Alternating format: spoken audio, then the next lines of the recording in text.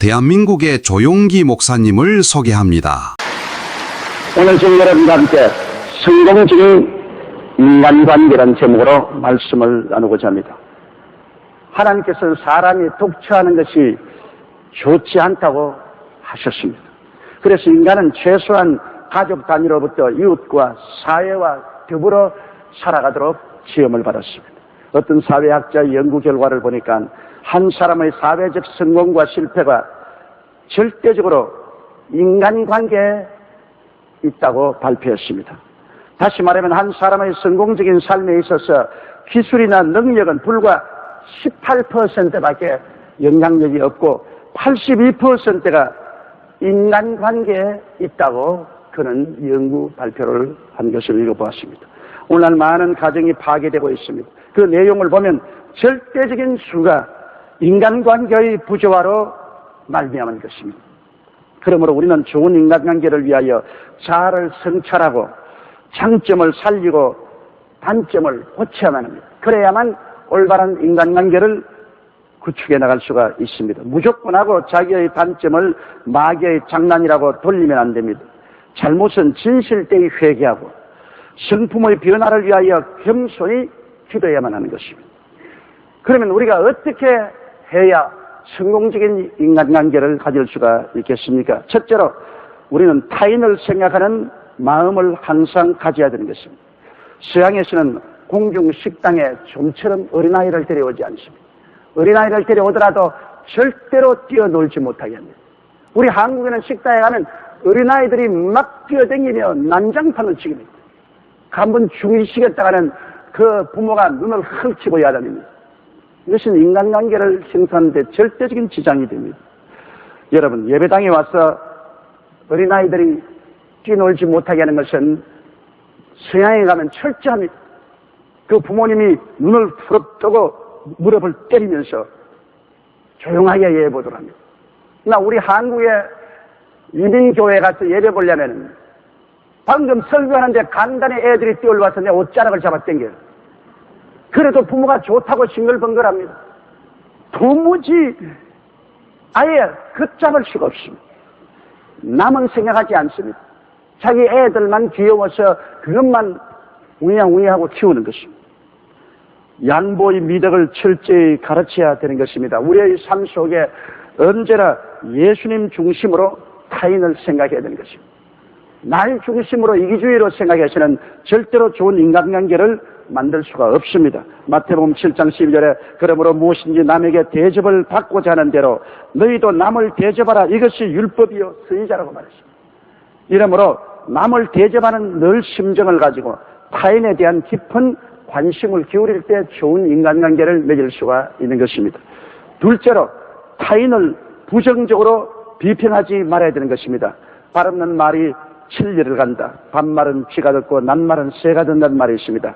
내가 몰래 친구에게 타인에 대한 비평을 하면 그 친구는 또 자기 친구가 있고 그 다른 친구는 또 다른 친구가 있습니다. 그러므로 말은 순식간에 전파돼 가게 되는 것입니다. 이러므로 우리는 평가는 하되 판단은 하지 말아야 되는 것입니다. 평가는 필요합니다. 이 사람이 능력이 있느냐 없느냐, 일을 잘하느냐 못하느냐, 실력이 있느냐 없느냐, 평가는 필요하지만은 그러나 판단은 하지 말아야 되는 것입니다. 마태복음 7장 1절 5절에 비판을 받지 아니하려거든 비판하지 말라. 너희의 비판한 그 비판으로 너희가 비판을 받을 것이요 너희의 헤아리는 그 헤아림으로 너희가 헤아림을 받을 것이니라. 어찌하여 형제의 눈 속에 있는 티는 보고 내 눈 속에 있는 들보는 깨닫지 못하느냐. 보라, 내 눈 속에 들보가 있는데 어찌하여 형제에게 말하기를 나로 내 눈 속에 있는 티를 빼게 하라 하겠느냐. 외식하는 자여 먼저 내 눈 속에 있는 들보를 빼어라. 그 후에야 밝히 보고 형제의 눈 속에 티를 빼리라. 우리들은 언제나 자기 잘못의 전대는 등 위에 걸머지고 다른 사람의 잘못은 내 앞에 목에 걸어놓고 언제 다른 사람 잘못만 들여다보고 자기의 잘못은 등 뒤에 돌려놓고 보지를 않습니다. 그렇기 때문에 쉽게 늘 모이면 다른 사람의 결정을 비판하고 판단합니다. 이러한 것이 인간관계를 파괴하는 무시무시한 원인이 될 수 있는 것입니다. 셋째로 좋은 인간관계를 가지기 위해서는 타인을 이용하지 말아야 되는 것입니다. 진실되게 사람과 교제해야지 진실되지 않게 남을 이용하면은, 이용을 당한 사람은 나중에 크게 모욕감을 느끼게 되는 것입니다. 많은 사람들이 교회에 와서 예배를 드리면서도 하나님을 이용하려고 하는 것입니다. 내가 한번 병자를 위해서 열심히 기도하고 신방도 하고, 그래서 그 병자가 낫자마자 그런 교회를 나오지 않았습니다.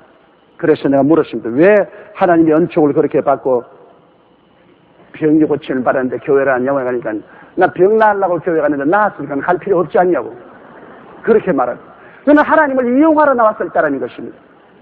하나님이 한 번은 이용당할지 몰라도 다음은 다시 이용당하지 아니할 것입니다. 마태복음 22장 37절 39절에 보면 예수께서 가라사대 때 내 마음을 다하고 목숨을 다하고 뜻을 다하여 주 너희 하나님을 사랑하라 하셨으니 이것이 크고 첫째는 계명이요 둘째는 그와 같으니 내 이웃을 내 몸과 같이 사랑하라 했습니다. 하나님을 진실로 사랑하고 이웃을 진실로 사랑해야지 이용만 안 됩니다. 남편이 아내의 자기의 욕망의 도구로 이용하고 자기의 생활 수단으로 이용한다면 그 아내가 남편을 사랑하기가 만무한 것입니다. 또 아내는 남편이 돈을 벌어다 주고 자기에게 행복하게 해주는 수단으로 생각한다면 이건 중대한 잘못인 것입니다. 진실한 사랑이 다른 사람의 마음속에 진실성을 일으키는 것이지 타인을 이용하면 안 되는 것입니다. 이용되었다고 생각할 때 인격적인 모욕감을 갖게 되는 것입니다. 로마서 13장 10절에 사랑은 이웃에게 악을 행치 아니하니 그러므로 사랑은 율법의 완성이라고 말했습니다. 진실한 사랑, 이것이 모든 곳에 통하는 것입니다. 넷째로 우리가 참된 인간관계를 갖기 위해서는 타인의 장점을 높이 평가하고 칭찬할 수 있는 사람이 되어야 됩니다. 칭찬은 칭찬받는 사람을 영화롭게 합니다. 우리가 칭찬받을 때 마음속에 영화로움이 넘쳐오르고 뜨거운 감이 솟아오르는 것입니다. 칭찬은 삶의 용기와 기쁨의 기름을 치게 하는 것입니다. 잠언서 17장 22절에 마음의 즐거움은 양약이라도 심령의 근심은 뼈로 마르게 하느니라고 말했었습니다. 잠언서 18장 20절로 21절에 사람은 입에서 나오는 열매로 하여 배가 부르게 되나니 곧 그 입술에서 나는 것으로 하여 만족게 되느니라. 죽고 사는 것이 혀의 권세에 달렸나니 혀를 쓰기 좋아하는 자는 그 열매를 먹으리라고 말한 것입니다. 우리가 인간관계에 기름을 치는 것은 상대방의 장점을 알아서 높이 평가해주고 칭찬하는 것입니다. 남편이 부인을 바라보고 언제나 그 장점을 찾아서 칭찬해주면 그 부인의 마음속에 영화로움을 느낍니다. 마음에 따뜻한 훈기를 느낍니다. 또 부인도 또 한 가지입니다. 남편의 단점을 들어서 자꾸 바가지 걸지 말고 남편의 장점을 들어서 칭찬하고 흠모해주면 그 남편의 마음이 얼마나 흐물해지고 영화로움을 느끼는지 모릅니다. 칭찬은 여러분 우리의 삶 속에 용기를 갖다주고 삶의 기쁨을 갖다주는 것입니다. 이러므로 좋은 인간관계를 갖기 위해서는 타인의 장점을 높이 평가하고 칭찬하는 일을 게을리해서는 안 됩니다. 다섯째로 좋은 인간관계를 맺기 위해서는 타인의 말에 귀를 기울이게 하는 것입니다. 어떤 사람은 자기 주장이나 변명만 하는 것입니다. 타인이 말하면 가만히 있어 내 말 들어봐. 다른 사람은 말할 수 있는 기회를 안 줍니다. 강압적으로 자기 주장을 합니다. 내가 신앙상담으로는 많은 자매님들이 그런 말을 합니다. 억울해서 살 수가 없다. 왜냐하면 남편이 한번 말을 시작하면 자기 일방 통로만 하고 내가 무슨 말을 해도 그냥 억압해버리고 내 말은 들어주지 않는다. 그래서 마음이 터질 것 같다. 그런 말을 하고 오는 자매님들이 많습니다. 또한 어떤 중고등학교 학생들도 내게 신앙상담 왔은 말이 우리 부모님은 일방 통로입니다. 우리 말은 안 들어주고 전부 갖다 놓고 이거 대라 저거 대라 이거 대라 저거 대라 이거 대라 저거 우리가 말하려고 하면 가만히 있어 끝났어 가 이래서 부모님을 견딜 수가 없어요. 도저히 우리를 이해해 주지 못한다. 그런 말을 합니다. 여러분 타인의 말에 귀를 기울인다는 것은 굉장히 힘이 듭니다. 그러나 자기 주장이나 변명만 하지 말아야 돼요. 잠언서 10장 19절에 말이 많으면 허물을 면키 어려우나 그 입술을 제어하는 자는 지혜가 있느니라. 저는 신앙상담을 많이 하기 때문에 신앙상담에서 끊임없이 자기 말만 하는 사람을 많이 봅니다. 나중에는 제발 좀 핵심을 찔러서 말을 해 주십시오. 그럼 이해해놓고 또다시 자기 말만 시작합니다. 자매님들은 처녀 때 자랄 때 이야기부터 시작해서 일생 살아온 이야기를 하는데 뭐 끝이 없습니다. 수없이 자제를 하고 이제는 무엇 때문에 왔는지 이야기하시면 예 그렇게 하겠습니다. 내 말 좀 들어봐 주십시오. 그러고도 합니다. 남의 말을 들어준다는 것은 굉장히 피곤하고 지칩니다. 그러나 여러분 타인의 말을 들어주고 이해하려고 노력하는 것이 좋은 인간관계를 만드는 데 필요한 요소인 것입니다. 로마서 12장 15절로 16절에 즐거워하는 자들로 함께 즐거워하고 우는 자들로 함께 울라. 서로 마음을 같이하여 높은 데 마음을 두지 말고 도리어 낮은 데 처하며 스스로 지혜 있는 체 하지 마라. 그러므로 사람들이 말을 듣고 거기에 동의를 해주면 신앙 상담 온 사람들이 대개 자기 문제를 자기가 해답해주고 돌아가는 것입니다. 말 많이 하고 자기 문제를 자기가 해답해놓고 그 다음에는 좋은 말씀 들었다고 인사하고 나가는 거죠. 그렇기 때문에 말을 들어준다는 것은 굉장히 필요한 것입니다. 여섯째로 여러분 좋은 인간관계를 맺기 위해서는 도움을 베풀려고 애를 써야 되겠습니다. 자꾸 내게 도움을 달라고 하지 말고 남에게 도움을 베푸는 이러한 삶을 살 때 좋은 인간관계를 맺을 수 있습니다. 몇 마디 위로나 격려의 말이 굉장히 도움이 됩니다. 심령이 답답하고 고통스러울 때 몇 마디 이해하고 동정하는 말, 격려와 용기를 주는 말이 사람을 새롭게 만들어 놓습니다. 잠언서 12장 25절에 근심이 사람의 마음에 있으면 그것으로 번뇌케 하나 선한 말은 그것을 즐겁게 한다고 말했습니다. 그러므로 여러분께서 이웃이 번뇌하고 고통스러울 때 몇 마디 선한 말을 해줄 수 있지 않아요? 이러한 것이 굉장한 인간관계를 좋게 만드는 것입니다. 힘이 있는 대로 여러분 도와주어야 돼요. 잠언서 3장 27절에 내 손이 선을 베풀 힘이 있거든 마땅히 받을 자에게 베풀기를 아끼지 말라. 뭐 힘이 없는 데는 할 수 없지만 힘이 있는 한껏 도와주라는 것입니다. 시편 112편 5절로 6절에 은혜를 베풀며 꾸이는 자는 잘 되나니 그 일을 공의로 하리로다. 제가 영영이 요동치 아니하며 의인은 영원히 기념하게 되리로다. 사람들은 말하기를 속옷을 달라면 그도까지 주며 오리를 가자면 심리를 가고 구하는 자에게 주고 꾸고자 하는 자에게 거절치 마라. 그러면 인생을 어떻게 삽니까? 게으른 사람들이 와서 다 달라고 해서 다 가지고 가면 어떻게 합니까? 예수님의 말씀을 과대평가만 안 됩니다. 말씀 그대로 해야 돼요. 속옷을 달라거든 겉옷을 주는데 입던 속옷 그거 몇 푼어치 안 됩니다. 겉옷도 뭐 입던 것 그거 얼마나 어디 같이 갑니까? 그런 간단한 건 말입니다. 오리를 가자면 심리를 가라. 뭐 오리 간 김에 좀 더 걸어가 주는 건 별로 문제가 안 됩니다.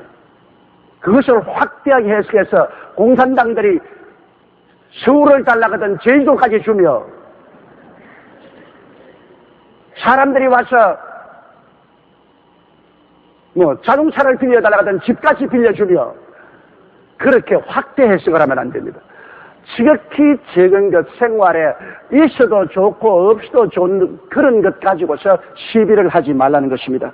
저는 저희 친구 중에 김양한 목사님을 존경하는 것은 김양한 목사님은 보면 힘이 있는 대로 도와줘.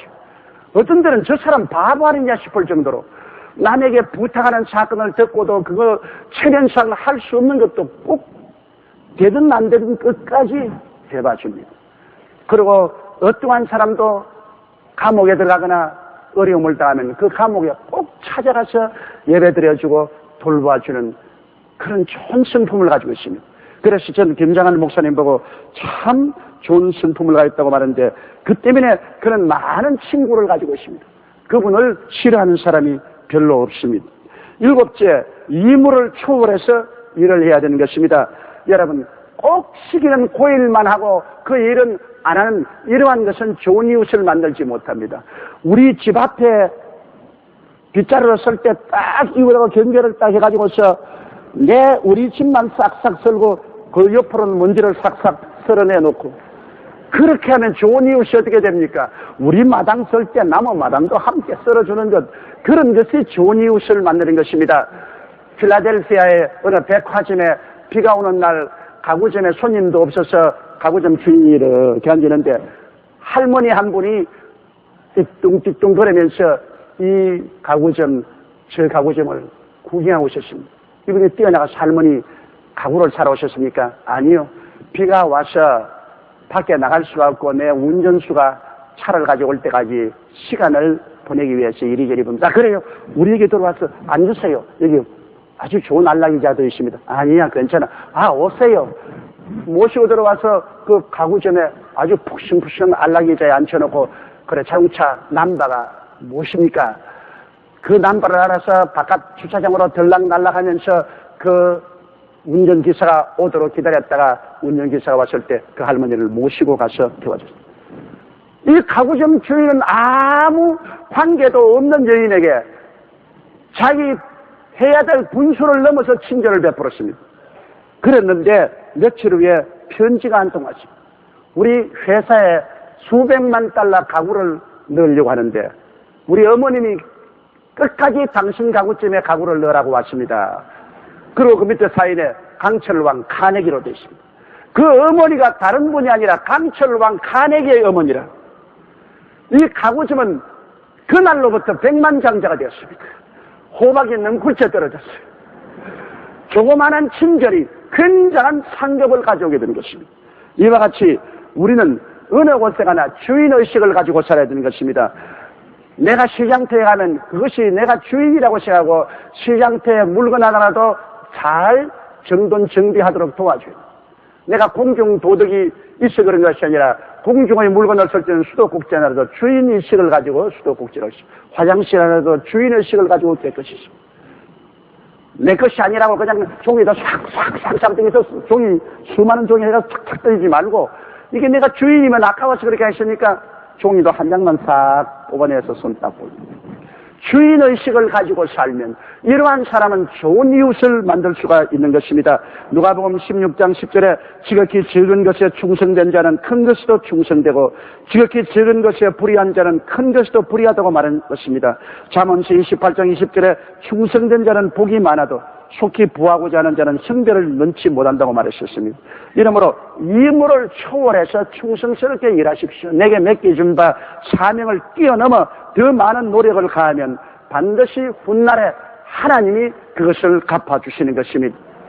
여덟째로 진실된 마음으로 도움에 감사를 표시하는 사람은 좋은 이웃이 될 수 있습니다. 도움을 받고 욕을 한 사람이 많아요. 도움을 안 받은 사람은 욕을 하는데 오히려 도움을 받은 사람은 자기가 도움을 받았다는 열등의식과 좌절의식을 그것을 불식하기 위해서 도움 준 사람을 욕을 합니다. 나는 그런 사람을 너무나 많이 보았고 또 너무나 많이 당했습니다. 많은 사람들에게 도와주고 돌아오는 것은 욕밖에 남지 않았습니다. 지가 뭐까지껏 도와줬다고 큰 소리 하느냐. 아이고 더러운 것. 그리고 하나님이 큰 교회 준 것은 우리 도우라고 하나님이 큰 교회 세웠지 자기 혼자 목회하라고 세웠나? 이렇게 그냥 도와주고 억울하게 매를 맞고 뺨을 얻어맞습니다. 그런 사람이 너무나 많아요. 그런 사람은 좋은 이웃이 되지 못합니다. 또 도움을 받고도 모른 채 해버린 사람이 많습니다.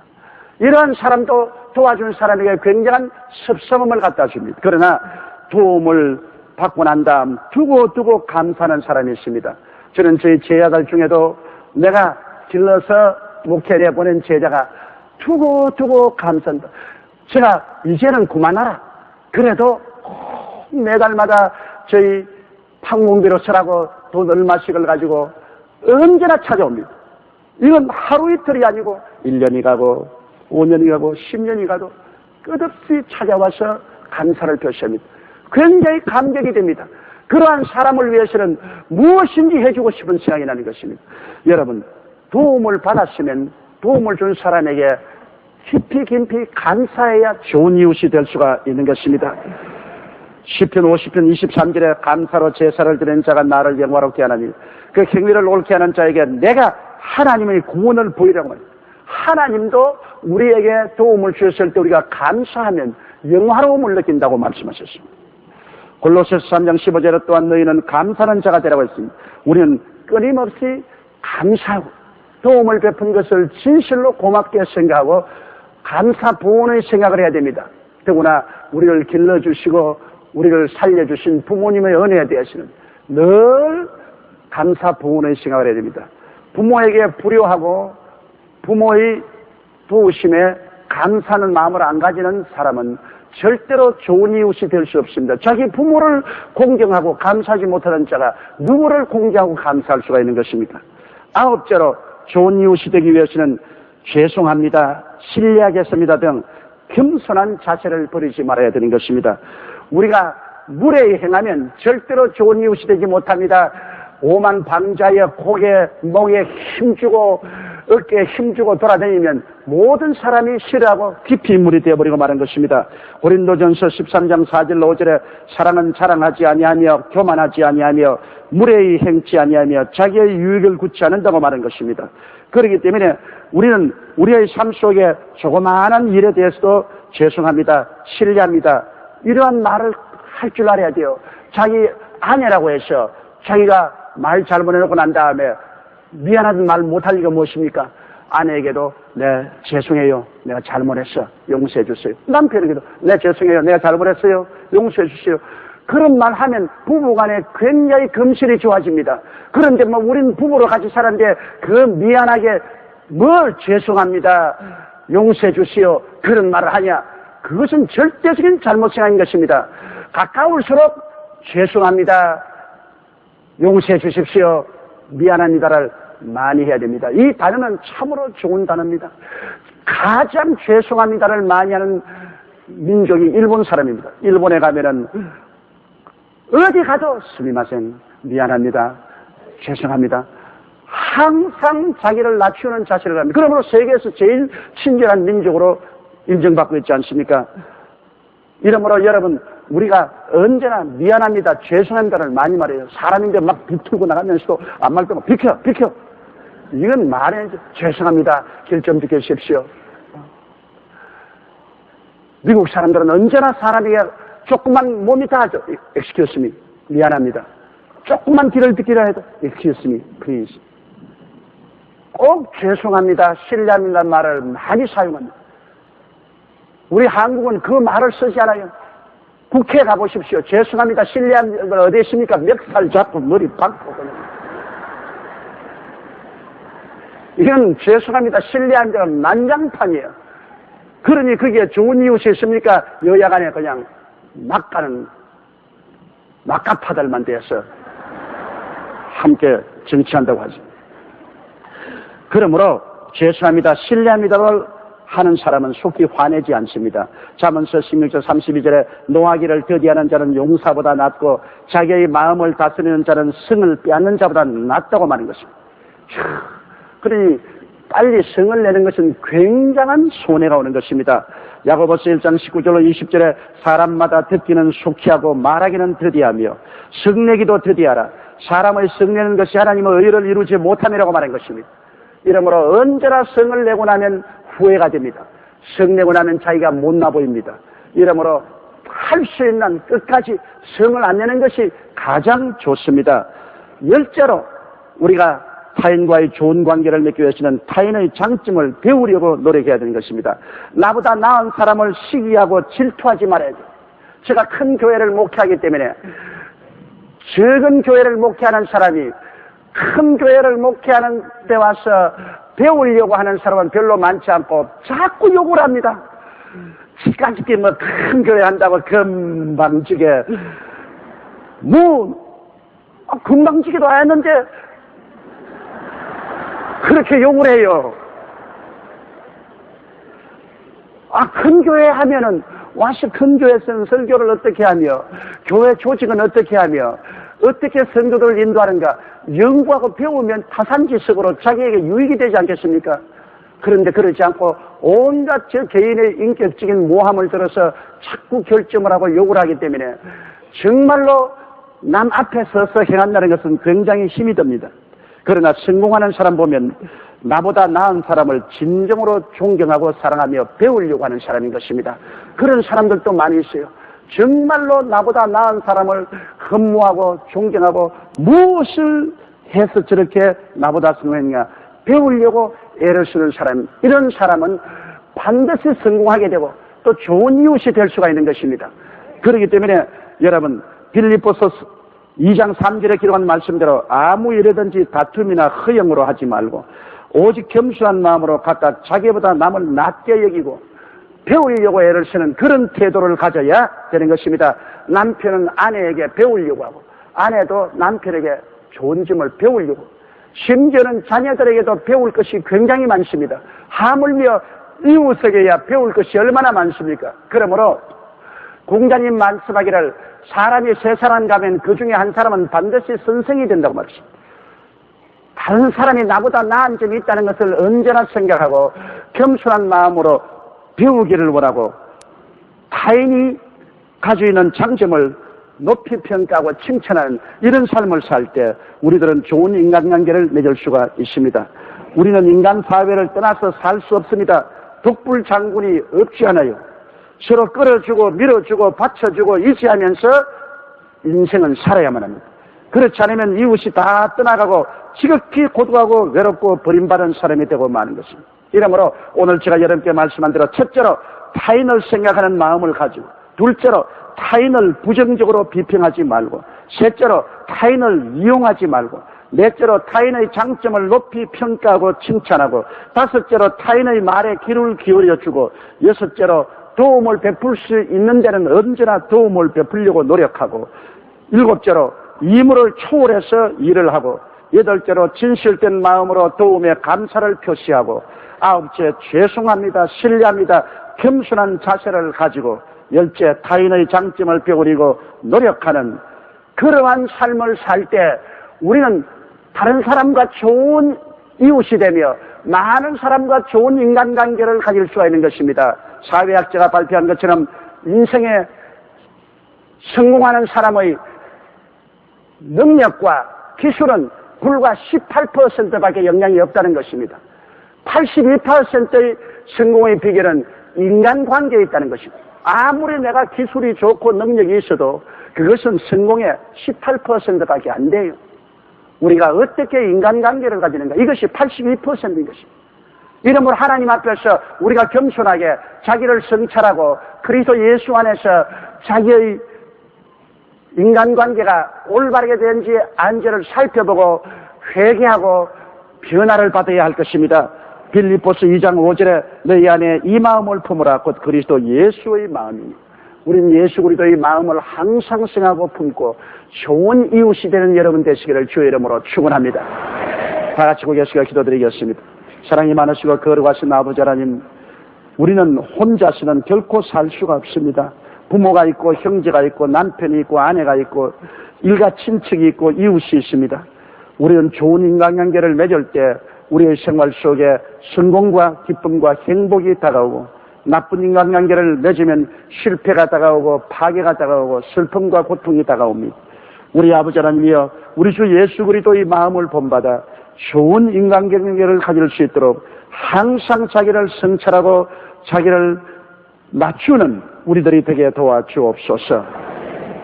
할렐루야. 아멘. 목사님 감사합니다. 구독과 좋아요는 제작하는 데 힘이 됩니다. 감사합니다.